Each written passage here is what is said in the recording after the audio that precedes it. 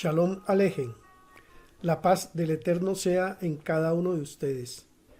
A continuación, la tercera parte de los comentarios de la parashá número 4, Vayera, que significa y apareció. Está comprendida por Génesis desde capítulo 18, versículo 1, a capítulo 22, versículo 24. Génesis capítulo 19, versículos 34 al 38. Dice así: Al día siguiente, la mayor dijo a la menor: Mira, anoche yo me acosté con mi padre. Hagamos que beba vino esta noche también, y entonces entra tú y acuéstate con él, y así habrá descendencia de nuestro padre. De manera que también aquella noche hicieron que su padre bebiera vino, y la menor se levantó y se acostó con él, y él no supo cuándo ella se acostó ni cuándo se levantó. Así las dos hijas de Lot concibieron de su padre. Y la mayor dio a luz un hijo y lo llamó Moab. Él es el padre de los moabitas hasta hoy. En cuanto a la menor, también ella dio a luz un hijo y lo llamó Ben-Ammi. Él es el padre de los amonitas hasta hoy. De Lot y de sus hijas salieron dos naciones distintas que se ligaron al lado adecuado de ellas. Aquí se vuelve a ver cómo el Todopoderoso imprime el curso de las cosas, haciéndolas girar de manera que todo encuadre en el esquema general y caiga en su lugar apropiado. Pues se ha de observar que hubiera sido más adecuado para Lot que el santo hubiese producido esas dos naciones de su unión con su mujer, pero fue necesario que esas dos naciones se ligaran a su lugar predestinado, y para eso este vino hubo de desempeñar su papel. Y efectivamente, en esa caverna se encontraba listo vino a mano. El papel místico desempeñado aquí por el vino es similar al que a su respecto leemos: y bebió del vino y estaba ebrio. Génesis 9:21, como ya se explicó en otra parte. Acerca de los nombres de Moab y Amón, hizo Rabí Yose el comentario siguiente: La hija primogénita fue bastante descarada como para llamar a su hijo Moab, proclamando con esto que él era Meab, es decir, salido del padre de ella, mientras que la más joven también tuvo un hijo y llamó su nombre Ben-Ammi. La madre, por delicadeza, le dio ese nombre que se ha de interpretar como significando simplemente un hijo de mi pueblo, sin poner de manifiesto que fue de su padre. Luego las palabras "y él no sabía cuándo ella se acostó ni cuándo se levantó" aparecen dos veces en este pasaje, primero con referencia a la hija más joven y después con referencia a la hija mayor. En el primer caso, la palabra Bekumá, cuando ella se levantó, aparece escrita con la letra Baf, provista, además, con un puntito, y esto es para significar que el cielo era cómplice de un acto que en última instancia había de traer el nacimiento del Mesías. En cambio, la palabra similar con referencia a la más joven está escrita defectuosamente sin la letra Baf, por la razón de que nadie de su descendencia tuvo parte alguna en el santo, bendito sea. Abraham decía de Sara su mujer: es mi hermana. Entonces Abimelech, rey de Gerar, envió y tomó a Sara. Todos los viajes de Abraham fueron hacia el lado del sur, que él prefería a los otros lados, porque es el lado de la sabiduría. De los maestros es el aforismo que un hombre ni ha de confiar en milagros, y aunque el santo, bendito sea, haya hecho para él una vez un milagro, no ha de contar con él otra vez, porque los milagros no ocurren cada día. Y quien corre peligro manifiesto puede con eso agotar todo su mérito previamente acumulado. Esto se puso en claro en la explicación del versículo: no merezco todas las mercedes y toda la verdad.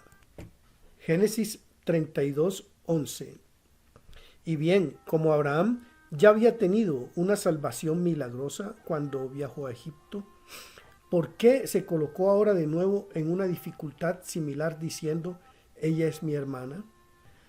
La respuesta es que Abraham de ninguna manera confió en sí mismo, pero vio a la Shekinah constantemente en la morada de Sara y esto lo envalentonó a declarar, ella es mi hermana.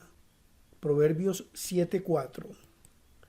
Y Dios vino a Abimelech. ¿Es esto posible? ¿Al caso el santo bendito sea viene a los malvados? La misma cuestión se plantea por las palabras y Dios vino a Balaam.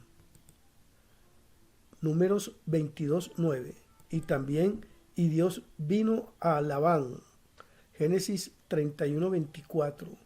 Pero en todos estos casos fueron en realidad solamente unos mensajeros divinos enviados a ellos y que al efectuar sus mensajes tomaron el nombre divino Elohim, pues eran emisarios de justicia. De ahí que y Dios vino a Abimelech en un sueño de la noche y le dijo, mira, morirás a causa de la mujer que has tomado. Cuán asiduo fue Abraham en su amor al santo bendito sea, pues a cualquier parte a donde iba no se preocupaba por sí y solamente procuraba adherir al Todopoderoso. De ahí que Dios custodiaba los pies de sus piadosos, refiriéndose al término pies a la esposa de Abraham, con respecto a la cual está escrito, y Abimelech no se acercó a ella. También en el caso de Faraón se encuentra escrito, y el Señor castigó al Faraón y su casa con grandes plagas conforme a la palabra de Sarai, lo que implica que ella dio la orden y el santo administró los golpes. Así, él custodiaba los pies de sus piadosos. Pero los malvados serán silenciados en la oscuridad. Estos son Faraón y Abimelech, a quienes el santo administró castigo de noche, mientras que las palabras, pues no por la fuerza, prevalecerá el hombre. Se refiere a Abraham, por quien Dios dijo, y ahora por eso restituye la esposa del hombre. Génesis 21:1 dice, entonces el Eterno prestó atención a Sará como había dicho, e hizo el Eterno por Sará como había prometido. De esta manera se cumplieron las palabras, ciertamente yo volveré a ti cuando retorne la estación, y aquí Sará tu mujer tendrá un hijo. Génesis 18, versículo 10.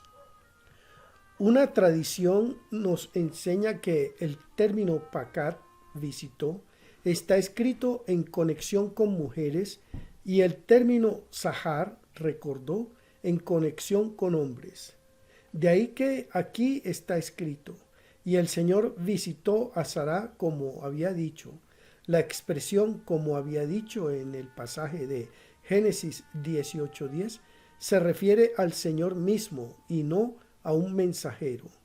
Y el Señor hizo a Sará como había hablado. Como el texto ya contenía y el Señor visitó a Sará, ¿qué necesidad hay de agregar y él hizo a Sará? La razón es esta. Una de nuestras doctrinas es que el fruto de la obra de la mano del Todopoderoso brota del río que sale del Edén. Este fruto de la obra de la mano de Dios son las almas de los justos y también es la suerte masal, de la que fluyen toda fortuna y lluvias de bendición, como está escrito, para irrigar el jardín. Génesis 2, versículo 10. Es decir, para hacer que la corriente fluya desde lo alto e irrigue y fertilice el mundo de abajo, pues la humanidad depende de esta suerte y no de otra fuente. Por eso, además de visitar a Sara, Dios también hizo algo en la región de lo alto, pues todo depende de eso. De ahí que las dos etapas de visitar y hacer con el nombre del Señor mencionado en cada una forman en conjunto un proceso único. Abraham no alcanzó su grado justo hasta que nació Isaac, pero tan pronto como Isaac hubiere nacido, alcanzó ese grado por la estrecha asociación y unión de los dos. Por esta razón, él y no otro le llamó Isaac, a fin de que agua y fuego se fusionaran. De ahí que y Abraham llamó el nombre de su hijo que le nació, que Sara tuvo para él, Isaac, es decir, el hijo que le nació como fuego nacido del agua. Génesis 21, versículo 9 dice: Pero Sara vio al hijo que Agar la egipcia le había dado a Abraham, divirtiéndose inmoralmente. Rabí Hillá dijo: Después de registrar el nacimiento de Isaac, la escritura nunca menciona a Ismael por el nombre mientras estaba aún en la casa de Abraham. No se puede mencionar la escoria en presencia del oro. Por eso aquí la referencia a Ismael es como el hijo de Agar, la egipcia, porque no cuadraba que su nombre se mencionara en presencia de Isaac. Rabí Isaac dijo: Las palabras "y Sara vio" implican que ella lo miraba desdeñosamente, como siendo hijo, no de Abraham, sino de Agar la egipcia, y más aún, solamente Sara lo miraba así, pero no Abraham, pues se lee que la cosa era muy penosa a ojos de Abraham por causa de su hijo, no el hijo de Agar, sino el hijo de él. Rabí Simeón dijo: La Torá realmente habla en elogio de Sara, pues lo que ella vio fue que él se entregaba en prácticas idólatras. De ahí que ella dijo: seguramente este no es el hijo de Abraham, que siga los pasos de Abraham, sino el hijo de Agar la egipcia, que retrocede al tipo de su madre. De ahí que, y ella dijo a Abraham: arroja a esta mujer y su hijo, para que el hijo de esta mujer no sea heredero con mi hijo, igualado con Isaac. No cabe suponer que a Sara la movían celos de ella o de su hijo, pues de lo contrario, el santo no la habría apoyado diciendo: en todo lo que Sara te dice, escucha su voz. Por eso, la verdad es que ella lo observó adorando ídolos y efectuando las prácticas que su madre le había enseñado. De ahí las palabras de Sara: el hijo de esta mujer no sea heredero, que es como decir: yo sé que él nunca entrará en el redil de la fe verdadera y que no tendrá parte con mi hijo, ni en este mundo ni en el mundo por venir. Por eso Dios la apoyó, porque él quería mantener la simiente sagrada cuidadosamente separada, porque este fue el fin para el cual él creó el mundo, pues Israel trabaja en su pensamiento antes de la creación del mundo.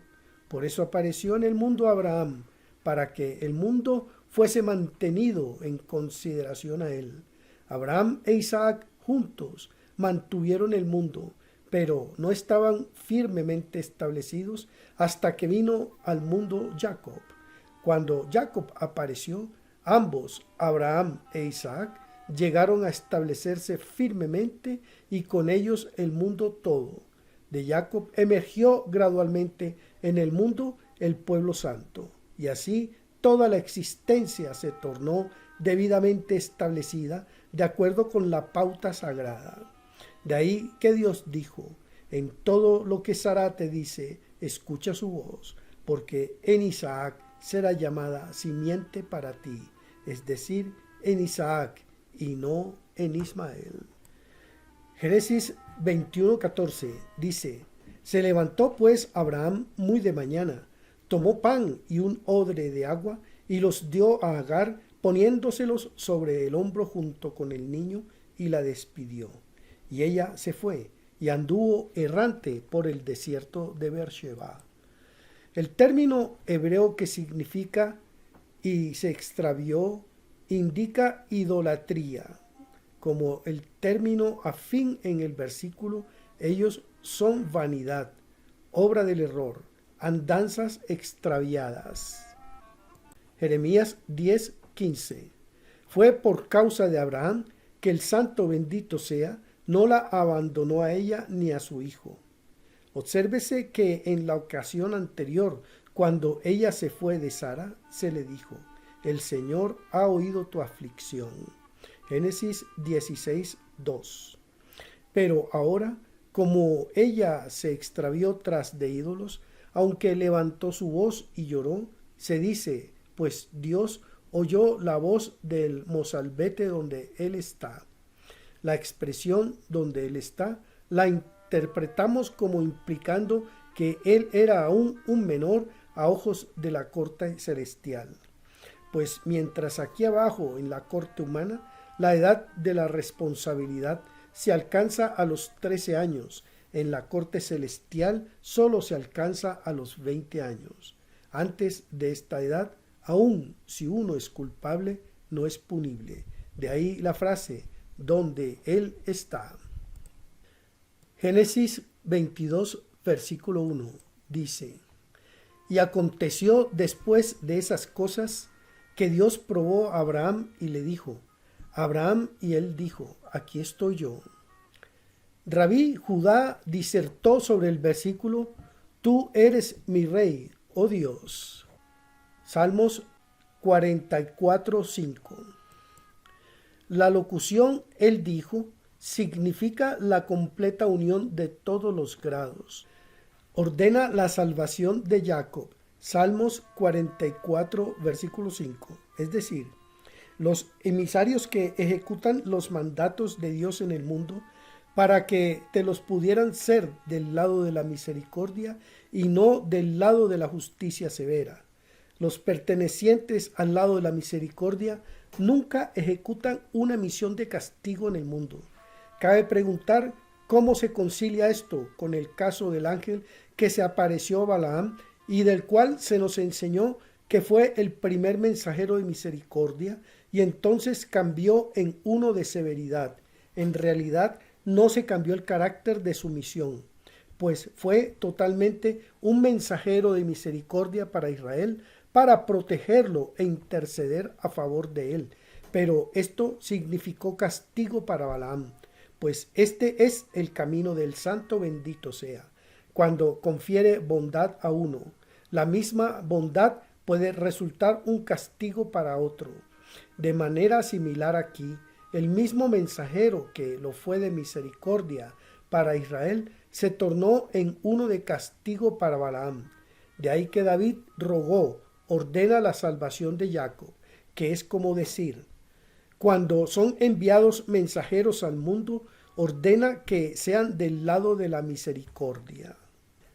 Al decirse que Elohim probó a Abraham, es decir, el mal tentador vino a acusarlo ante el santo bendito sea. El texto aquí es más bien sorprendente porque en vez de Abraham habríamos esperado leer: Dios probó a Isaac, pues éste ya tenía 37 años y no se hallaba más bajo jurisdicción de su padre. Así habría podido fácilmente recusar sin exponer a su padre al castigo. Pero la verdad es que para que Abraham pudiese alcanzar la perfección, fue requisito que estuviese investido con el atributo del rigor que no había exhibido hasta ese momento. Ahora bien, como el agua estaba unida al fuego y el fuego al agua, le fue posible administrar justicia rigurosa y hacerla parte de su carácter. Así, el mal tentador acusó a Abraham sobre la base de que no se podía decir que se hubiese perfeccionado hasta que hubiera ejercido rigor contra Isaac. Pero obsérvese que aunque solo se menciona explícitamente a Abraham como habiendo sido probado, sin embargo, se incluyó también a Isaac en el proceso, como resulta de la partícula amplificadora et antes de Abraham, partícula que indica a Isaac, pues Isaac se hallaba en ese tiempo en el grado más bajo de la geburá o fuerza, rigor, pero después de que se lo atara y de que se estuviese listo para pasar por el riguroso proceso a manos de Abraham, fue pertrechado en su propio lugar junto con Abraham. Y así se juntaron fuego y agua, y ascendieron a un grado más elevado, y se apaciguó la discordia. Pues, ¿quién vio alguna vez virar el corazón de un padre de la compasión de la crueldad? Pero aquí el objeto fue calmar la discordia entre el fuego y el agua, de modo que permanecieran en sus sitios hasta que apareció Jacob, cuando todo se puso en orden y se completó el proceso de los patriarcas y se establecieron firmemente las creaciones más elevadas y las de más abajo. Génesis 22, versículo 2 dice: y dijo: toma ahora a tu hijo, tu único, a quien amas, a Isaac, y ve a la tierra de Moriah, y ofrécelo allí en holocausto sobre uno de los montes que yo te diré. Esto se explicó en otro lugar. El sentido es similar al del pasaje: yo iré a la montaña de Mirad, que está escrito en Cantar de los Cantares 4, versículo 6. Es decir, para ser vigorizado en el lugar apropiado. En el tercer día, Abraham levantó sus ojos y vio el lugar muy distante. Génesis 22, versículo 4. Como ya se había dicho que Abraham fue al lugar, todo esto parece superfluo, pero la verdad es que el tercer día significa la tercera generación, es decir, Jacob, y las palabras vio el lugar de muy lejos son paralelas a la expresión de muy lejos se me apareció el Señor. Jeremías 31:3. O de nuevo, el lugar se refiere a Jacob, de quien está escrito: y tomó de las piedras del lugar. Génesis 28:2. Pues Abraham escudriñó el tercer día, que es el tercer grado, y miró por Jacob, que estaba destinado a descender de él. Muy lejos quiere decir en un tiempo distante y no pronto. Rabí Eleazar dijo a Rabí Judá: ¿qué mérito se adjudica aquí a Abraham si cuando estaba por atar a Isaac vio que Jacob estaba destinado a descender de él? Rabí Judá replicó: Abraham efectivamente vio a Jacob, pues aún antes de eso Abraham había sido dotado con la sabiduría más elevada, pero ahora solamente de muy lejos, por la razón de que estaba yendo a atar a Isaac y no deseaba adquirir los caminos del santo, bendito sea. Y ellos vinieron al lugar que Dios le había dicho. Aquí se insinúa que, aunque Abraham tuvo alguna visión de Jacob, se dijo a sí mismo: seguramente el santo, bendito sea, conoce otro camino que servirá. Por eso inmediatamente Abraham construyó allí el altar. Antes de esto se haya escrito: y habló Isaac a su padre Abraham y dijo: Padre mío. Como ya se explicó en otro lugar, la razón por la que Abraham no le contestó inmediatamente fue porque lo había abandonado la compasión normal de un padre a un hijo, y de ahí que simplemente dijo: aquí estoy, mi hijo, lo que implica que en él la cualidad de la misericordia se transmutó en rigor. Y Abraham dijo: no está escrito. Y su padre dijo, lo que de nuevo muestra que lo miraba no como padre, sino como su adversario. Dios mismo proveerá por sí mismo el cordero para una ofrenda de holocausto, mi hijo. Génesis 22:8. Pudo haber dicho nos proveerá, pero su intención fue Dios proveerá por sí mismo cuando sea necesario, pero por él presente está siéndolo mi hijo y ninguna otra cosa. Inmediatamente, y ellos caminaron los dos juntos. Rabí Simeón disertó aquí sobre el versículo: mira, ángeles lloran fuera de su morada, los ángeles de la paz sollozan amargamente. Isaías 33, versículo 7, dijo: estos ángeles son ángeles superiores que lloraban fuera de su morada, porque no sabían qué hacer de la promesa de Dios a Abraham cuando él lo trajo afuera. Génesis 15, versículo 5. Los ángeles de paz son esos otros ángeles que fueron destinados a salir para encontrar a Jacob, en consideración al cual el santo les prometió paz, como está escrito. Y Jacob siguió por su camino, y los ángeles de Dios lo encontraron. Génesis 32, versículo 2. Y a esos se los llama ángeles de paz. Todos ellos lloraron cuando vieron a Abraham atando a Isaac. Los seres de arriba y los de abajo temblaron y se estremecieron, y todo por causa de Isaac. Génesis 22, versículos 10 y 11 dice: entonces Abraham extendió su mano y tomó el cuchillo para sacrificar a su hijo. Pero el ángel del Señor lo llamó desde el cielo y dijo: Abraham, Abraham. Y él respondió: aquí estoy. Hay un texto, un signo disyuntivo entre los dos Abrahames, para mostrar que el segundo no era como el primero. El segundo era el Abraham perfeccionado, mientras que el primero era aún incompleto. Análogamente, el pasaje en que el nombre Samuel se repite con una intermedia raya disyuntiva, 1 Samuel 3, versículo 10, el segundo es el perfeccionado, mientras que el primero no lo es tanto aún.